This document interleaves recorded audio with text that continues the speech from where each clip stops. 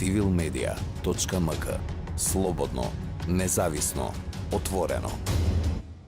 Главното прашање кое што треба да го одговориме е зошто токму невладините организации се омилената мета, па и најчестата мета на таквите организирани и црни пропагандни кампањи.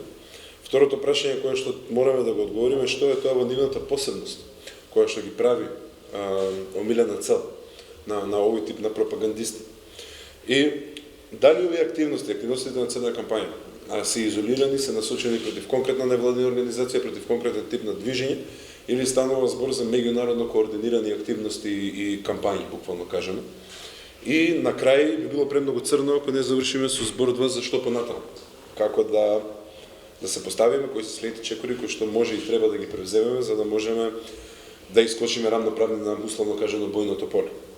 Бидејќи не смееме да се лажеме, ова со бојното поле, иако е само условно кажано, во реалноста е нешто сосема поинако. Денешното време за расчистување на клучните прашања помеѓу големите сили веќе многу ретко бара онакви класични вооружени судири како што тоа било во претходниот дел на човековиот цивилизацијски развој. Денеска се решава преку влијание врз јавното мислење во домашната држава каде што сакате да имате влијание и поголемите држави се многу искусни во тоа, но покрај поголемите држави имаме и организирани структури кои што сакајќи да наметнат своја политичка агенда се впуштаат во исти или во сличен тип на активности.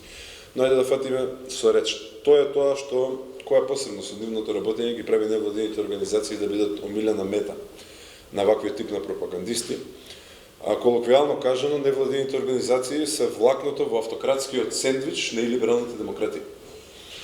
Нивната положба, нивната суштина, односно десувањето како критичкото мислење, десувањето како чистиот рафиниран глас на целната група која ја представуваат и вадењето на тој глас од маргините во срцта на јавниот дискурс е тоа што ги прави да бидат мета на автократските режими и на либералните демократи. Но причината не е само проста сметња, условно кажано, односно на автократските лидери да не им се допаѓаат невладините организации поради тоа да маваат. Причината е многу поголема и причината може да се најде во срцта на судирот помеѓу условно кажано западните демократи и либералните демократи, односно источните демократи. Значи, кога зборуваме за тој абстрактен судир на Америка и Европа против Русија и Кина или како сакате наречете, не зборуваме за ништо повеќе освен покажување од страна од двете страни дека спротивниот систем не функционира. Начинот на кој што и либералните демократи сакаат да покажат дека развиениот демократски концепт, западниот демократски концепт не функционира е преку еродирање на институциите однатре.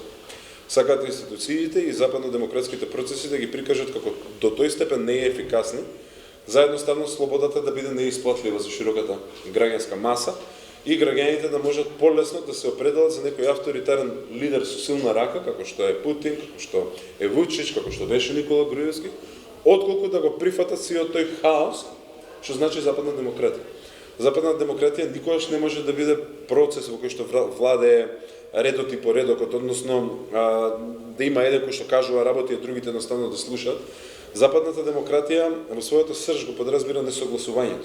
Во својата срж го подразбира компромисот и како таква значи дека ниту еден од екстремите на крајот на денот нема да биде задоволен, туку тоа што ќе дојде на сцена би требало да биде компромисот помеѓу различните политички гледишта, но компромис кој што е во интерес на граѓаните. И либералните демократи идат во сосема спротивната насока, тие велат не, јас знам како треба и ти како граѓанин си должен да ме слушаш мене. Тука има бројни други разлики, од кај го црпат легитимитетот, како го манифестираат тој легитимитет, што прават со политичките опоненти и така натаму, но како што реков на почеток немаме време да навлегуваме во тоа.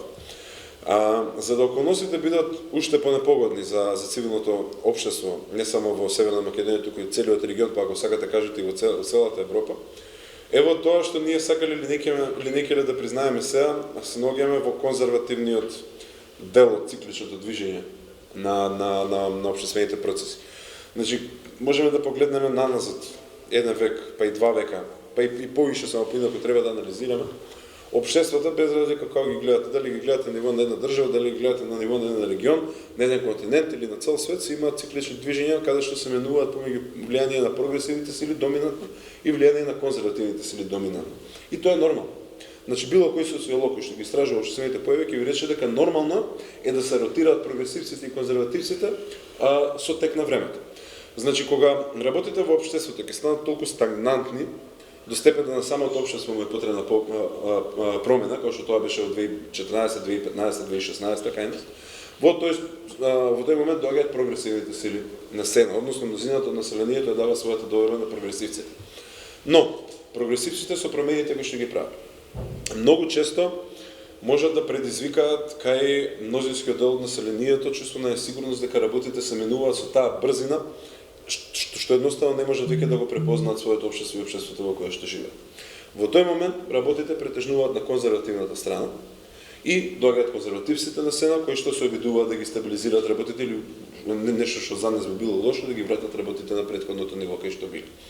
И тоа е нормално. Но со современите политички текови, поготово со развојот на современите комуникацијски техники и со употребата на пропагандата на алатка на начин на кој што зборуваме денеска, овие циклични движења се пореметуваат. Значи веќе поготово конзервативците не можат да сватат променливоста на тие појави, не можат да сватат дека доаѓа време кога прогресивците треба да преземат сцената. И поради тоа тие удираат во самиот почеток удираат во легитимноста на демократските процеси. Легитимноста на демократските процеси значи признавањето на правото на другиот да управува со општеството.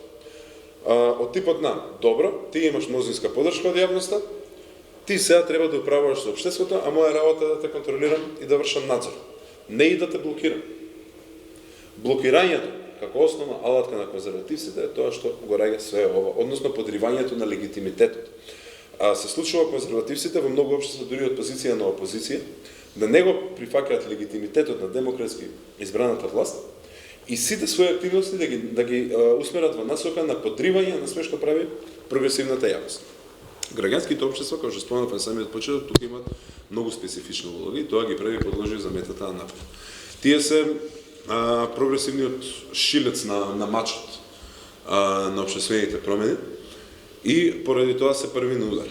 Плюс имаат одредени специфики кои што ги прават различни од политичките структури. Пред се мислам на фактот дека нивната основна улога не е политичко препукување, како што можеме да речеме дека на политичките партии. Значи политичките партии влегуваат на теренот спремни да бидат напаѓани од своите противници на како било начин. И тие влегуваат со таа замисла на теренот и така игра. Невладините организации влегуваат на теренот, прават и треба да прават нешто сосема различно. Дивна работа не е да се бават со политичките комплекси на страната која што не е задоволна од пораките кои што ги пренесува. А во суштина тоа го прават. И сега, бидејќи живееме во таков дел од цикличното движење, каде што поготово во Северна Македонија, на Балканот, и во Европа земете го трендот. Значи, во Европа трендот треба да го гледаме малку подолго од по Втората светска војна, кога прогресивци стапија на сцена, се направија големи чекови напред по поле на човекови права, поле на работнички права, поле на практична демократија, поле на владење на право и така натаму. И тоа се резултира со последните 10 години зголемување на бројот на конзервативни партии на власт и зголемување на бројот на екстремно десничарски партии кои што влегуваат во политичкиот мејнстрим во општеството. А кај нас тоа може да се забележи на малку пократок рок, именно од 2016 година, имајќи ги предвид прогресивните чекори кои што ги направивме пред се договорот од Преспа, договорот со Република Бугарија, станувањето членка на НАТО, зголемување на минималната плата, социјалната поддршка, зголемување на квалитетот на односот со невладините организации, зголемување на правната заштита на маргинализираните групи, кои што претходно не беа третирани од страна на државата. И сето ова предизвика одредена организирана десничарска акција. Ова што го зборувам сега е теренот, не е активноста. Активноста доаѓа од структурите кои што профитираат од тоа. Од структурите кои што имаат конкретна добивка да ја протераат својата политичка агенда.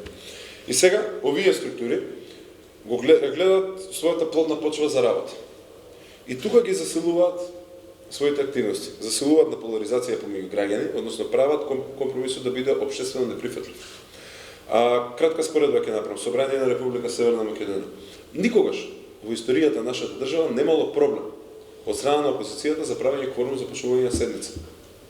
Никогаш. Значи едно е, опозиција како опозиција има легитимно право да не се согласи со вашиот закон, има право да гласа против и има право да не прави кворум кога треба да се гласа.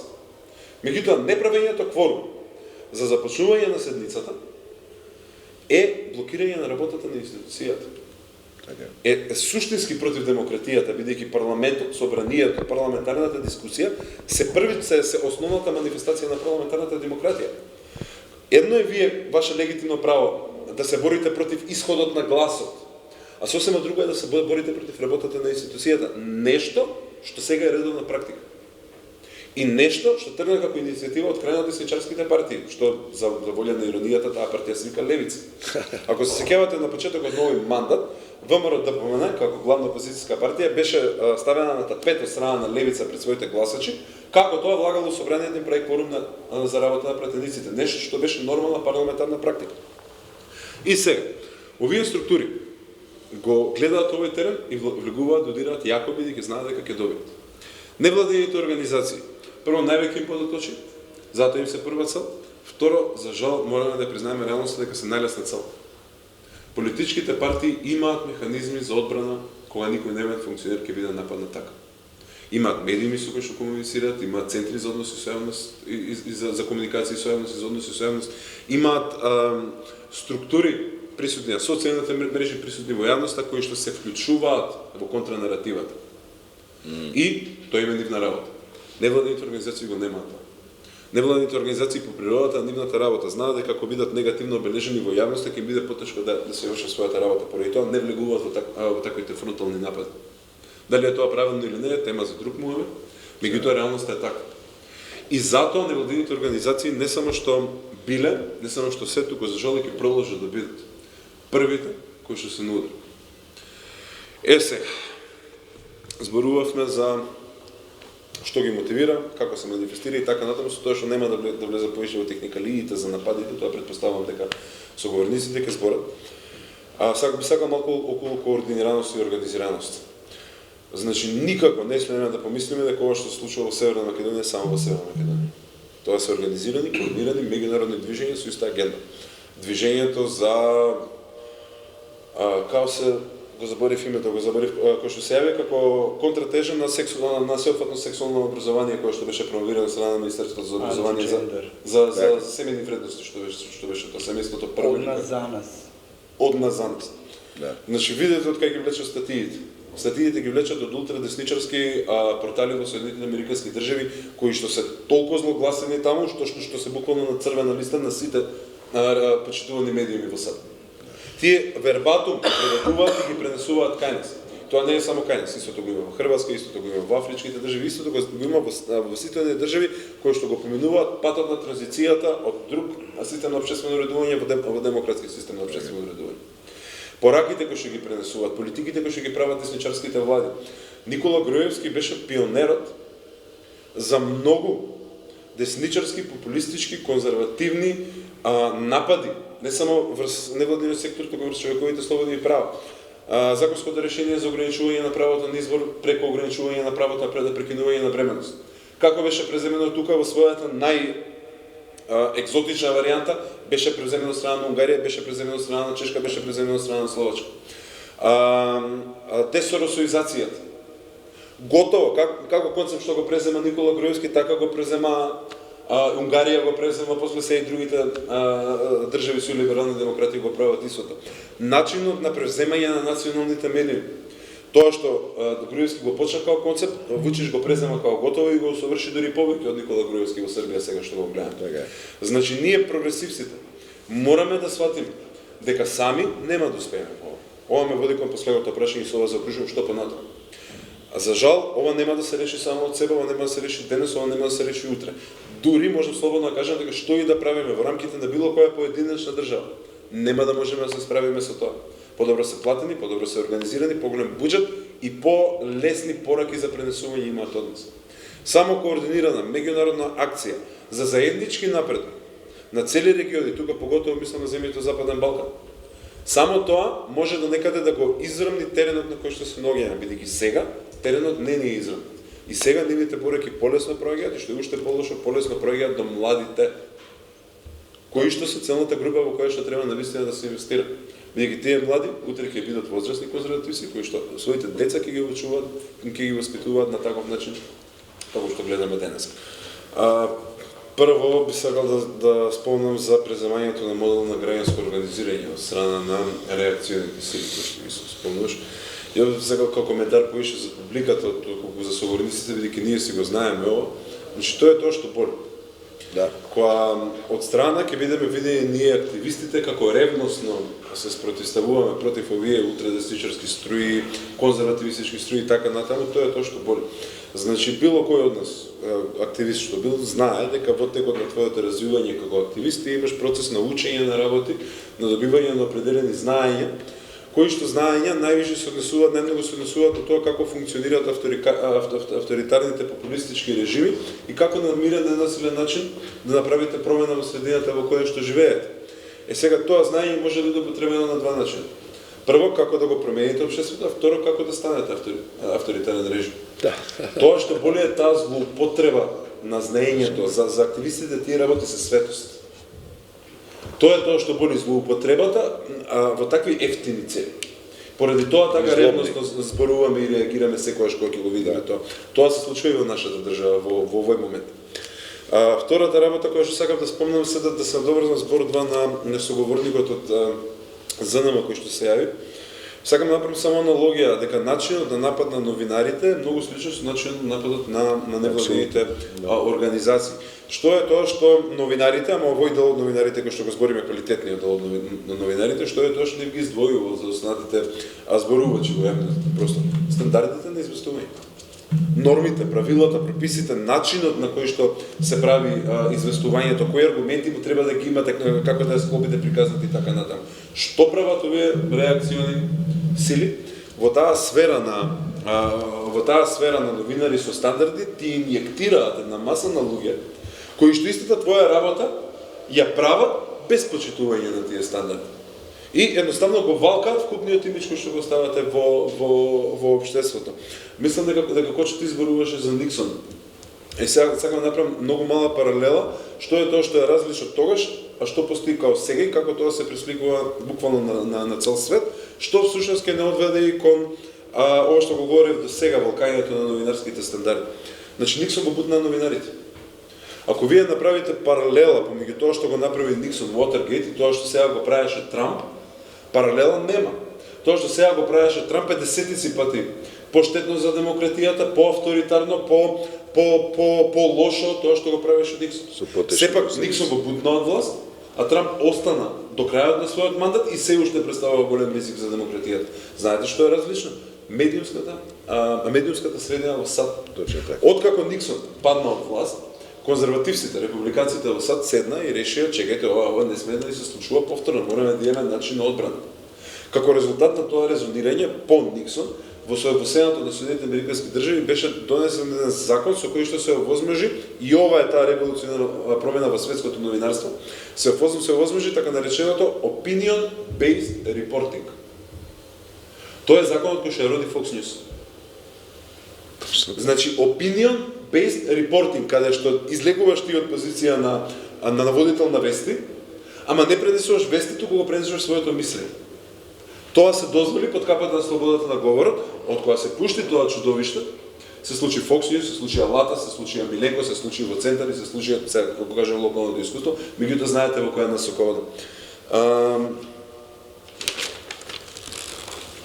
Дали е подобра ситуацијата денеска пред 5 години за невладините организации? Подобре од аспект на тоа дека не се веќе мета на физички напад и дека шансите да завршат во затвор се многу помали.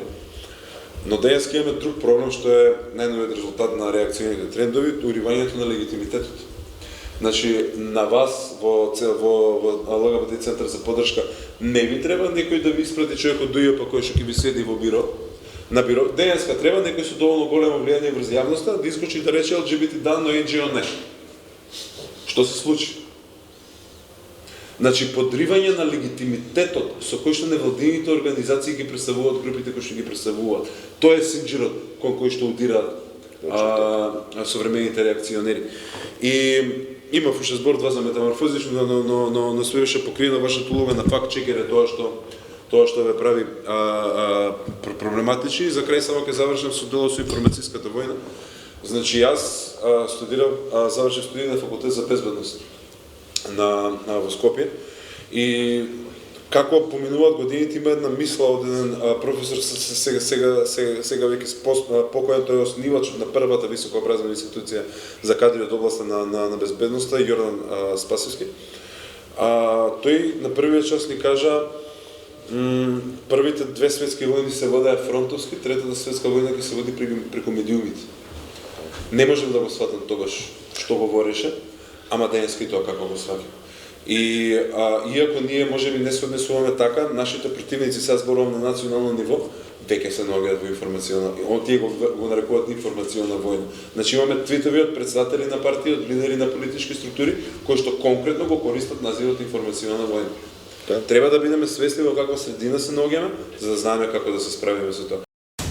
civilmedia.mk. Слободно, независно, отворено.